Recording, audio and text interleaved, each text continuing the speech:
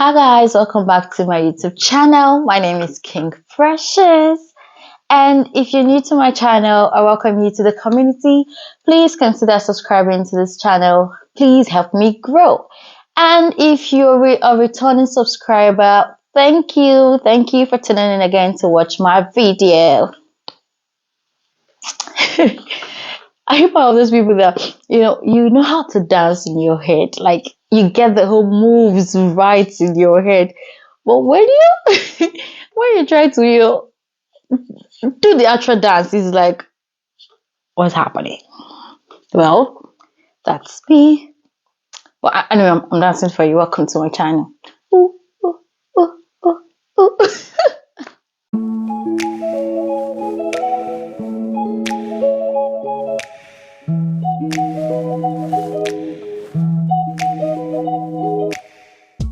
Today's video, I'm going to be sharing a story with you, and this video happened far back in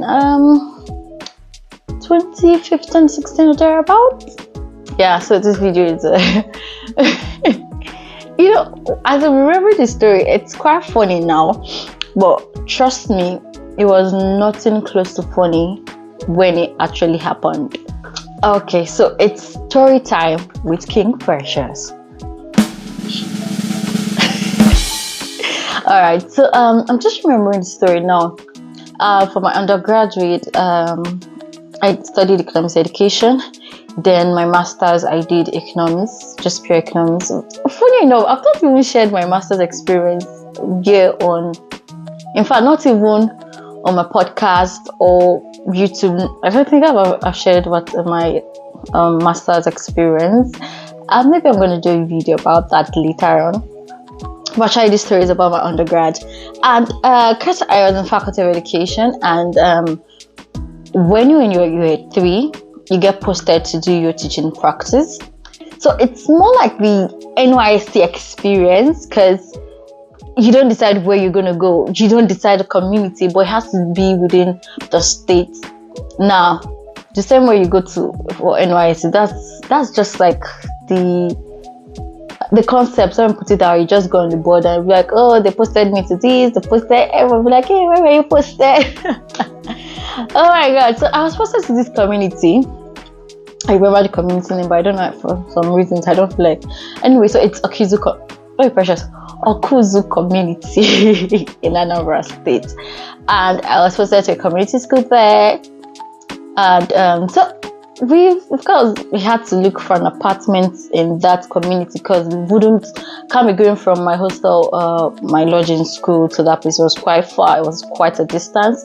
I got an apartment close to the school I was posted to, and one or other of my colleagues from school, we're now roommates.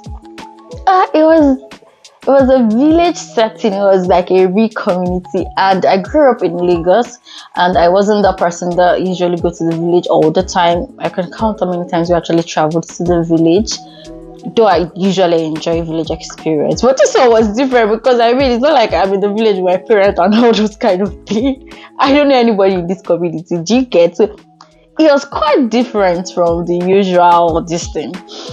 And so we started going to the school. I think I was taking senior secondary school to economics, and I think my colleague was taking the junior school business studies, so still that line. And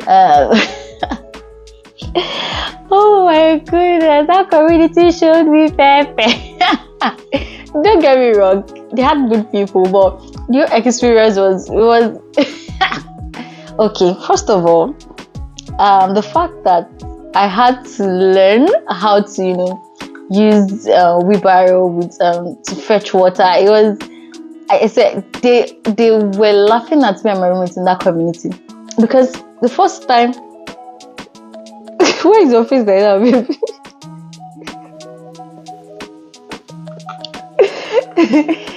So the first time we wanted to get water, so the landlord was like, oh, we have to go and fetch water outside. Funny thing is that the landlord actually had a tank of water. I don't even, he had water, but he said we were going to go outside to get water. So we're like, so how are we going to get water? We didn't even come with like bucket, and besides, it was just like a 3 month stuff. It's not where we want to start buying properties and the rest. So we had a neighbor, so we were sharing a flat, something like that. So he gave us keg, he gave us this gallon, that yellow gallon. And we're like, okay. So I was like, I cannot carry it home. My roommate was like, she can't carry it. She's never carried this kind of this thing before. They said, don't worry, don't give us wheelbarrow. In my mind, I don't push wheelbarrow with water before. God. So we're like, okay, we will survive. The first day we tried, we went to fetch water. It was easy pushing the empty gallon. We had 2 gallons. So it was easy pushing it, so we were going to get water. It wasn't so much of a distance, but coming back with the gallon. Oh my goodness, we were just going like, when bus misdirect, we're just going left and right, and we broke our neighbor's keg. Yeah, because we lose control. You're laughing at us. Now, let's go into why I'm making this video.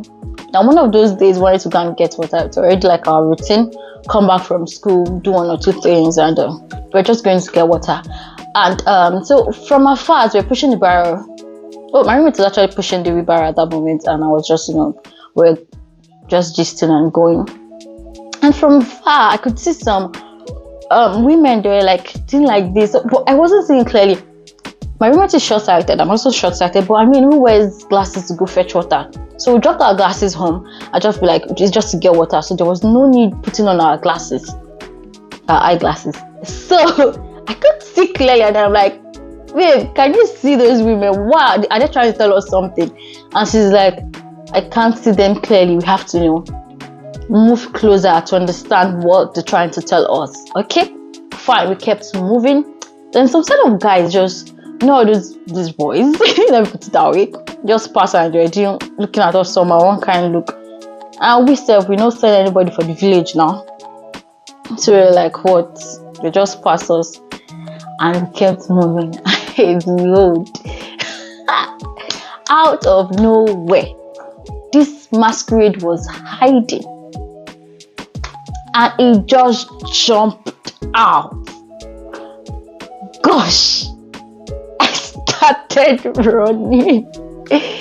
Of course, the first thing you have to do is to run and save your life. Unfortunately, my friend was wearing a very tight skirt, so she wasn't really able to match. Of course, she was not pushing the wheelbarrow, so I was just running.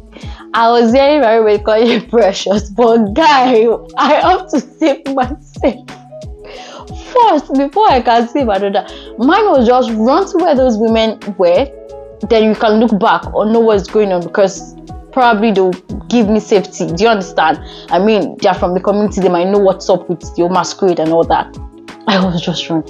I swear I would have outrun with some boat at that moment, because my adrenaline was high. It's funny now, but it wasn't funny, seriously. Until I just got to where those women were, that was when I now looked back and I just saw the masquerade just like gave my roommate one kind of wipe with whatever it was holding, because she fell. Actually, she couldn't really run that fast and she fell, and the masquerade just picked her. Jesus Christ. I'm like, what just happened right now?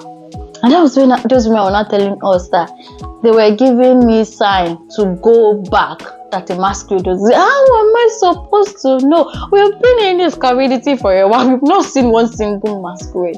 So I had to go back to help my roommate, and she was bruised because she really felt bad. So she had injuries already, plus the masquerade actually wiped her and ran away. So coming back was me and the wheelbarrow with the water. It wasn't funny. So we went and we went to meet our landlord and explain what just happened, and they were like, no, it's wrong, that it's past 6 p.m. and the masquerade were not supposed to still be operating by that time, saying all masquerade is supposed to be done wherever movement we're doing on or before, like by 6. So the masquerade was wrong to be moving by that time. And secondly, the masquerade were not supposed to hurt strangers. That the fact that, because they were calling us core members, they thought we were coppers, you understand? So the masquerade was when we were supposed to hot any copper in that community, people that are strangers and all those kind of thing. And funny thing, they were not asking us that, did we beat any students in school? I'm like, how did that relate? And they were like, the truth of the matter is that sometimes when some student gets beaten by a teacher, they will now go and report to their elder brother or something. So the brothers will now wear masquerade outfit and go and beat the teacher or stuff like that. And I'm like, for me, I have never for once flogged the students in school. I'm that kind of teacher that would teach you without, beating or stuff like that. The Holy Spirit just helps me to be able to teach and the students. The other method, you understand, of instilling discipline into a child, and of course, I've used other methods rather than using the cane. So I'm like, no, you get. And they had to go and report to the village, that community. I think the person in the street, there's one chairman and stuff like that. And I was like, oh, we're going to get to the root of this to find out who was the masquerade and all that. Before we left that community, we actually knew who that guy was. He was living close where we were.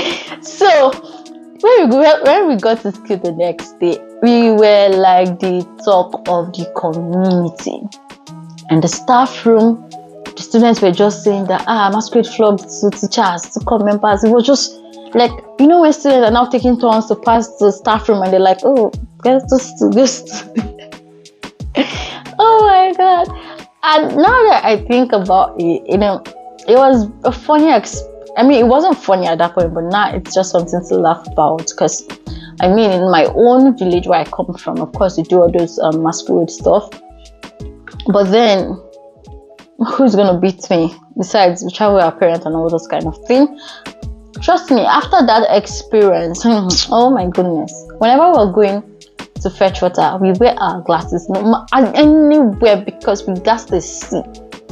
And to some extent, it kind of like, especially my roommate, it kind of like instilled fear in her throughout. She was always, and we didn't know that the masquerade festival started. I think that was when it started, the day the masquerade actually did that.